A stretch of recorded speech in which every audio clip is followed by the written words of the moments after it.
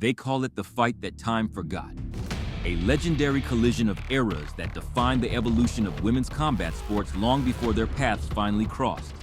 And to understand why the world is stopping for this May 16, 2026 showdown, we have to travel back to an era where women weren't even allowed in the UFC.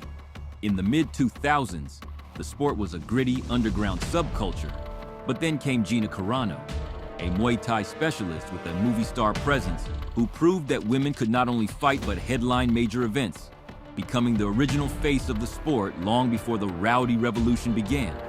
Carano was the blueprint, the pioneer who carried the weight of an entire gender's credibility on her shoulders through the Strikeforce era, culminating in that historic 2009 clash with Chris Cyborg that changed everything. Yet, when Gina walked away for Hollywood following that loss, she left behind a massive what if that has haunted MMA forums for nearly 2 decades. Enter Ronda Rousey, an Olympic judoka with a chip on her shoulder and an armbar that felt like an inevitability, who didn't just walk through the door Gina opened. She kicked it off the hinges and built a global empire on the debris. Ronda's reign was a whirlwind of 30-second finishes and mainstream dominance that forced Dana White to recant his never stance on women in the octagon. Yet even at the height of her powers in 2014, the shadow of Carano loomed large as the only fight that truly mattered for the fans.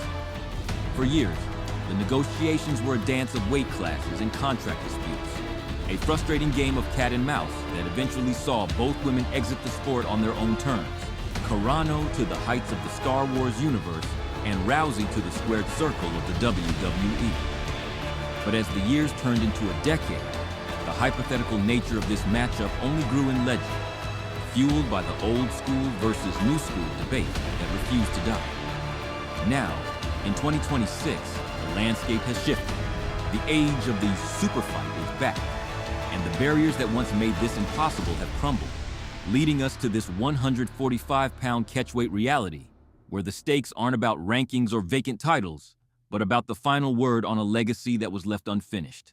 Critics will point to the years away from the cage, the ring rust, the age, and the cinematic careers.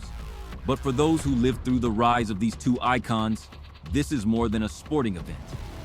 It's a cultural reckoning for the two women who made everything we see in the modern PFL and UFC possible. As we look toward the Intuit Dome, the technical questions are endless.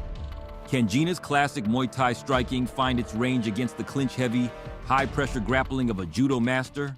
Or will Ronda's time away from the grind of a championship camp have softened the explosive intensity that once made her the most feared human on the planet? This isn't just a nostalgic cash-out. It is the closing of a chapter that has remained open for 17 long years.